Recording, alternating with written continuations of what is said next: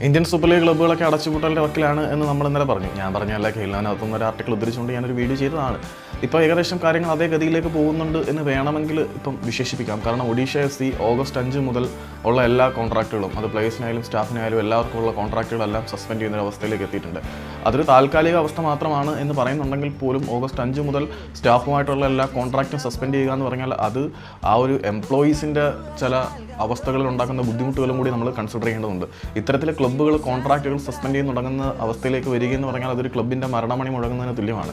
ഇപ്പം അതൊരു ക്ലബ്ബിൻ്റെ ഫിനാൻഷ്യൽ പോളിസീസോ മറ്റു കാര്യങ്ങളോ കൊണ്ടല്ല അവർ ഇത്തരത്തിലൊരു തീരുമാനത്തിന് നിർബന്ധിതരാകുന്നത്. ഒഡീഷ FCയുടെ പേരൻ്റ് കമ്പനിയായിട്ടുള്ള ഡൽഹി ആസ്ഥാനമാക്കിയിട്ടുള്ള കമ്പനിയുടെ ഒരു നിർദ്ദേശപ്രകാരമാണ് ഇത്തരത്തിലുള്ള കാര്യങ്ങളൊക്കെ പോകുന്നത്. കാരണം FSDL-ലുമായിട്ടുള്ള എഗ്രിമെൻറ്റ്സ് ഒന്നും സൈൻ ചെയ്ത് കംപ്ലീറ്റ് ചെയ്ത് ലീഗിൻ്റെ കാര്യത്തിലൊരു സ്ഥിരത വരാത്തത് കൊണ്ടാണ് ഇത്തരത്തിലൊരു തീരുമാനത്തിലേക്ക് പോകുന്നത്. ഇതൊരു താൽക്കാലിക തീരുമാനമാണ്.